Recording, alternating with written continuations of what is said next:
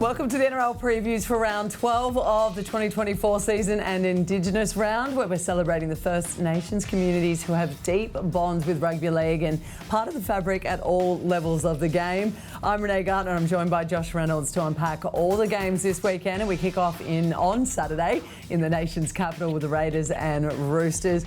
Let's go to the Raiders first. I'm obviously dressed for the occasion, so let's take a look. They've been making an attack for the top of the ladder. There's 2 wins back-to-back. Rapana and Tapane have both been cleared to play. Plus, you then add all this youth that have just been breathing so much life back into this Raiders outfit. Well, they've already, this time of year, Canberra already have the one up on you because it's freezing here. And when you just have to travel down to Canberra, it's double trouble. So they've already got the upper hand. But they had no right to beat the Dogs last week at Magic Round, and 2 players in the bin, but they just find a way. They are the ultimate scrappers. But one thing I feel they actually are too, they counterpunch like no one else. Yep. So they exuberate pressure, exuberate it all, and then as soon as it's their time, they go bang. They went up, Dogs had a few sets on their line, held them out, and then they went bang and scored down the other end, and not many teams can do that. And then you just add the likes of Ethan Strange, probably up there to one of my favourite players at the moment. He just takes everyone on. He doesn't care who you are, he'll just take you on. And yeah, got the combination of Hudson Young with that as well too. And I just love him. That's why I want him in my Origin team.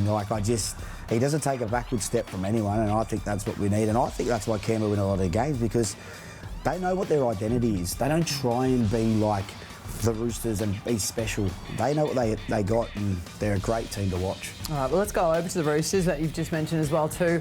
Attack wasn't a concern for Trent Robinson coming out of the game, but they need to be working on their defensive efforts. They leaked 38 points in the last week's game, and that was a big frustration for Robbo going into it.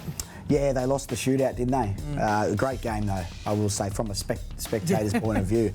But yeah, I understand what Robbo's saying, because the thing is with the Roosters, I feel even when I actually see sometimes their sets, they get a little bit off course and they sort of don't know where they're going sometimes, but it doesn't matter, because all they've got to do is, give Suoliti or give Manu a bit of early ball. They'll take on their centre, flick, pass, try. And if that doesn't work, you've got Toots and Dom Young in the corners just to, put one on their head and they can score. So that's not the problem. But Robbo obviously means in big games like that, which is a big one, boys, yes, we can score 30, but we can't let in 30 or 28. And that's what it'll mean. The Roosters are going to be a massive threat this year, but they will need to tighten up against those teams that are going to match them up front, as the Sharkies did last week. So how would you say this game's going to be won between these two? Look, the Roosters, I'm tipping the Roosters. I feel they'll win, but Canberra will honestly give them a game. It will not be an easy game. Canberra will try and bring the Roosters down to their level at home, and you often see soaring, so I'm sticking with the Roosters. Got him finally at one. All right, thank you very much. Unmissable matchups taking place all weekend. If you want to see this match live, head to nrl.com/tickets. And if you can't get to the game, you can watch it on Foxtel, Sky New Zealand or KO. Kickoff is at 3 p.m.